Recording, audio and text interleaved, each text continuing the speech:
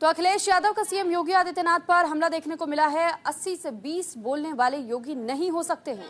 योगी वस्त्र से नहीं विचारों से होते हैं, यह अखिलेश यादव की ओर से कहा गया है। तो योगी जी की सरकार 30 मार खा सरकार है। समाजवादी पार्टी के अध्यक्ष अखिलेश यादव ने मुख्यमंत्री योगी आदित्यनाथ पर बड़ा हमला बोला। उन्होंने कहा कि योगी वस्त्र से नहीं विचारों से होते हैं और 80-20 का फॉर्मूला अगर कोई मकसद के तौर पर तय करता है तो उनका हिंदू मुसलमान बोलने वाला योगी नहीं हो सकता है। तो फिलहाल देखिए, जिस 80-20 का फॉर्मूला पहले भी आपको याद होगा लोकसभा चुनाव में भी गूंजा था और उसके बाद से विधानसभा चुनाव से पहले ही, क्योंकि 2027 में उत्तर प्रदेश में भी विधानसभा चुनाव होने हैं और इससे पहले देखिए किस तरह अभी से ऐसे बयानबाजियां की जा रही हैं कि पहले से सरकारें अपने अपने पास मुद्दे जोड़ सके। और अब अखिलेश यादव का ये कहना है कि कोई भगवा धारण कर लेने से या फिर अपने आप को योगी कहलवा लेने से कोई योगी नहीं बन जाता है। योगी अपने सुझाव अपने विचारों से बनता है। लेकिन जब आप इस प्रकार के बयानबाजी करें कि 80 और 20 और साथ ही हिंदू मुस्लिम करने लगे तो फिर आप योगी नहीं कहलाते हैं।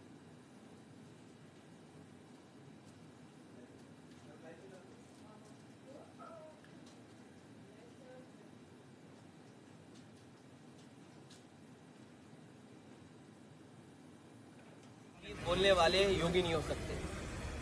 अगर 80-20 का कोई अगर मकसद है उनका हिंदू मुसलमान कराने का या हिंदू मुस्लिम की भाषा बोलने का, तो वो योगी नहीं है। जितना हमने किताबों में पढ़ा है, योगी वस्त्र से नहीं विचार से होता है। कल आप भी कपड़े पहन के आ जाओ तो हम योगी थोड़ी मान लेंगे आपको। योगी विचार से होता है।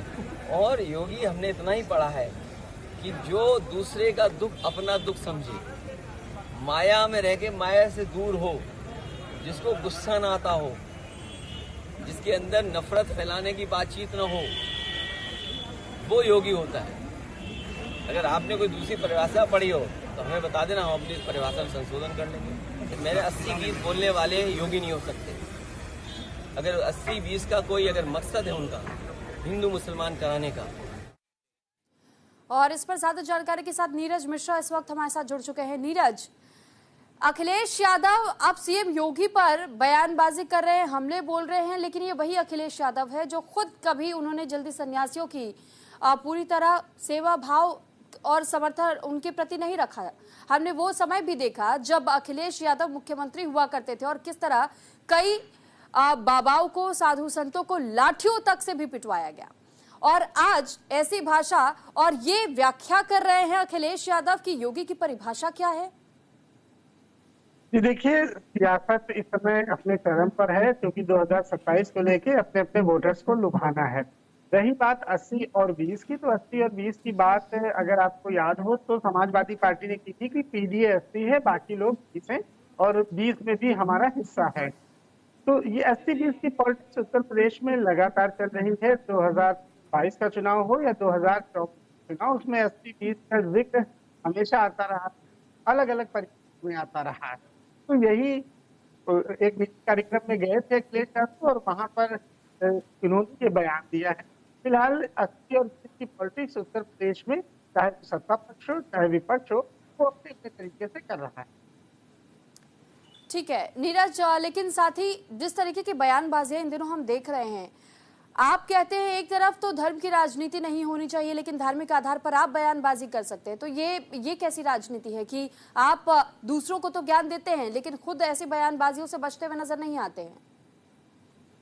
जी बिल्कुल, देखिए तमाम नसीहतें दूसरों की यही होती है, चाहे वो कोई भी दे, अपने ऊपर उसको लोग नहीं लागू करते हैं। आप देखिए लगातार इस तरह से 2024 में समाजवादी पार्टी को जीत मिली है, उसके बाद उसका उत्साह चरम पर है और इस तरह की बयानबाजी आगे भी देखने को मिलती रहेगी। चलिए ठीक है, बहुत धन्यवाद आपका तमाम जानकारी हम तक पहुंचाने के लिए। तो देखिए अखिलेश यादव ने जिस तरह इस बार हमला बोला है और 80-20 को लेकर के कहा है कि अगर इनका कोई मकसद है तो फिर ये पूरी तरह गलत है, क्योंकि ये किसी भी योगी की भाषा नहीं हो सकती है। योगी सिर्फ वस्त्र से नहीं होता लेकिन विचारों से होता है, ये कहना अखिलेश यादव का है। तो फिलहाल आप अब तक अखिलेश यादव के उस बयान को भी सुन चुके हैं और साथ ही साथ उस मानसिकता को समझने की कोशिश कीजिए कि किस तरह 2027 में, क्योंकि विधानसभा चुनाव है, उत्तर प्रदेश वो गढ़ माना जाता है कि अगर दिल्ली आपको जाना है तो दिल्ली की सत्ता का रास्ता उत्तर प्रदेश से होता हुआ जाता है और इसी वजह से उत्तर प्रदेश के चुनाव में बहुत पहले से तैयारी आपको देखने को मिलती है।